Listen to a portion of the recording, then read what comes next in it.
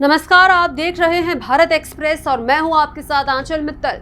बिहार विधानसभा चुनाव 2025 के नतीजों ने एक बार फिर साबित कर दिया कि राजनीति में गठबंधन की ताकत और व्यक्तिगत करिश्मे का संयोजन ही जीत का असली राजा होता है।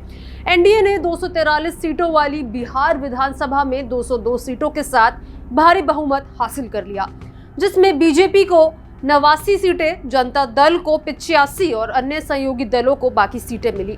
लेकिन इस भव्य जीत के बीच एक नाम जो सबसे ज्यादा चमका वो है केंद्रीय मंत्री चिराग पासवान। उनकी लोक जनशक्ति पार्टी रामविलास ने 29 सीटों पर चुनाव लड़ा और 19 पर जीत हासिल की। बीजेपी और मुख्यमंत्री नीतीश कुमार की जेडीयू ने अपने दम पर मजबूत प्रदर्शन किया, लेकिन असली किंग मेकर और गेम चेंजर के रूप में केंद्रीय मंत्री चिराग पासवान की एलजेपी नजर आ सकती है। अब इसका कारण है मुख्यमंत्री पद। सवाल ये भी उठ रहा है कि क्या चिराग पासवान बिहार के मुख्यमंत्री बन सकते हैं। इस पर भी बात करेंगे, लेकिन इस चुनाव ने बीजेपी को एक मजबूत बढ़त दे दी है और अगर बीजेपी चाहे तो जेडीयू को साइड करके चिराग पासवान और अन्य दलों के साथ अपनी सरकार आराम से बना सकती है और यही पर चिराग की भूमिका एज अ किंग मेकर देखी जा रही है।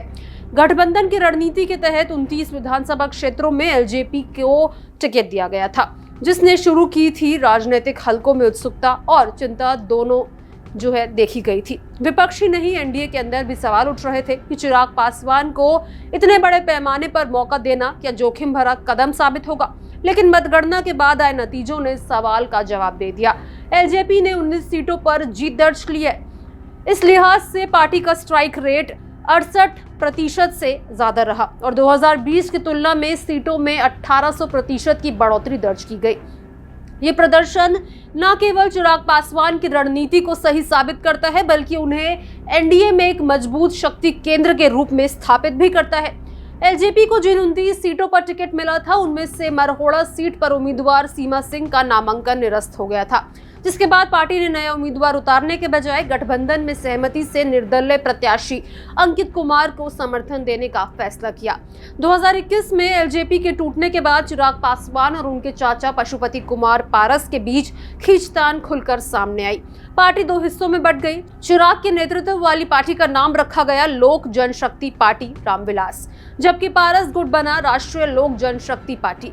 चिराग पासवान ने अपने पिता रामविलास पासवान की राजनीतिक विरासत को जिस तरह संभाला, उसने धीरे धीरे उन्हें बिहार की राजनीति में एक महत्वपूर्ण चेहरा बना दिया।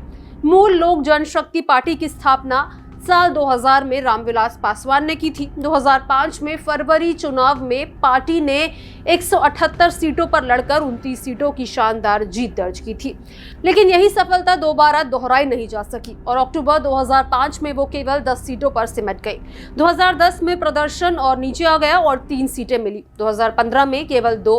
2020 में एलजेपी ने एनडीए से अलग 134 सीटों पर चुनाव लड़ा, लेकिन केवल 1 सीट जीती। हालांकि उसने जेडीयू को गंभीर नुकसान पहुंचाया था। इस बार एनडीए ने उन पर भरोसा जताया और वो न केवल सही साबित हुआ, बल्कि चिराग की राजनीतिक ताकत को और बढ़ा गया। प्रधानमंत्री नरेंद्र मोदी से अपनी नजदीकी और उन्होंने खुद को मैं मोदी जी का हनुमान हूं कहकर व्यक्त किया था और चुनावी नतीजे बताते हुए एनडीए ने उन पर जो दांव खेला वो पूरी तरह सफल रहा है। एनडीए के अंदर अब उनका कद और मजबूत हुआ है और माना जा रहा है कि आने वाले सालों में चिराग पासवान बिहार की राजनीति में एक अहम भूमिका निभा सकते हैं। हालांकि फिलहाल चिराग पासवान का अगर देखा जाए तो मुख्यमंत्री बनना मुश्किल है, क्योंकि उनकी पार्टी को उतनी ज्यादा बहुमत नहीं है, लेकिन वो किंग मेकर के रूप में जरूर साबित हो सकते हैं अगर गेम पलटता है तो।